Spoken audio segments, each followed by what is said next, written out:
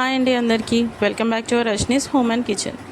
ఈరోజు వచ్చేసి నేను మీకు ఫలూడా ప్రీమిక్స్ ఎలా ప్రిపేర్ చేసుకోవాలో చూపిస్తున్నానండి. దీన్ని ఇన్స్టెంట్ ఫలూడా అని కూడా అనొచ్చు. దీనికి వచ్చేసి మనం ఇక్కడ ఒక 1 లీటర్ పాలకి నేను 200 ml ఆఫ్ వాటర్ అయితే యాడ్ చేశానండి. ఇప్పుడు ఈ పాలంతా కూడా ఒక మంచి బాయిల్ వచ్చేంత వరకు బాయిల్ చేసుకోవాలండి. ఇలా ఒక బాయిల్ వచ్చిందంటే సరిపోతుంది. ఇప్పుడు దీంట్లోకి మనం ఫలూడా ప్రీమిక్స్ అనేది యాడ్ చేసుకోవాలి. ఇక్కడ వచ్చేసి నేను స్ట్రాబెర్రీ ఫ్లేవర్ తీసుకుంటానండి. మీరు మీకు నచ్చిన ఫ్లేవర్ తీసుకోవచ్చు.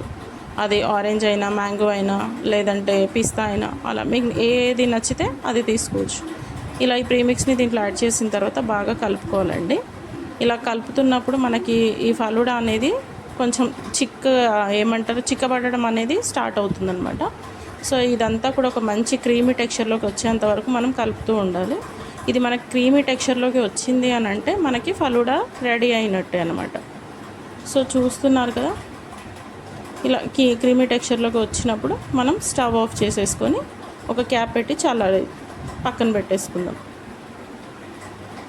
ఇప్పుడు ఇది చల్లారిన తర్వాత ఒక 2 గంటల పాటు మనం ఫ్రిడ్జ్లో పెట్టుకొని చిల్డ్గా సర్వ్ చేసుకుంటే చాలా బాగుంటుంది. ఇప్పుడు ఒక గ్లాస్లోకి ఒక 2 ఐస్ క్యూబ్స్ వేసుకొని దాంట్లోకి ఫలూడా వేసేసుకొని మనకు నచ్చిన ఐస్ క్రీమ్, నా దగ్గర అయితే ప్రస్తుతానికి మ్యాంగో అండ్ వెనిలా ఉందండి. సో నేను 2 కూడా ఒక్కొక్క గ్లాస్లో తీసుకుంటాను. ఇప్పుడైతే ఇక్కడ నేను మ్యాంగో తీసుకుంటాను. దీని మీదకి ఫైనలీ చాప్డ్ డ్రై ఫ్రూట్స్ని కూడా పైనుంచి యాడ్ చేసుకొని తీసుకున్నాను. ఇలాగే వెనిలా ఫ్లేవర్ని కూడా ఇంకో గ్లాస్లో వేసుకున్నానండి. చూస్తున్నారు కదండి, మొత్తానికి ఫలూడా అయితే రెడీ అయిపోయింది. ఇప్పుడు నేను ఇక్కడ మా పాపకి ఇస్తున్నానండి టేస్ట్ కోసం అని చెప్పేసి. ఇలాగే మీకు మరిన్ని ఇంకా రెసిపీస్ కావాలంటే నాకు ప్లీజ్ కామెంట్ చేయండి. అండ్ ఈ రెసిపీ ఎలా వచ్చిందో ప్లీజ్ ట్రై చేసి నాకు ఒకసారి కామెంట్ సెక్షన్లో కామెంట్ చేయండి. Until then, keep smiling.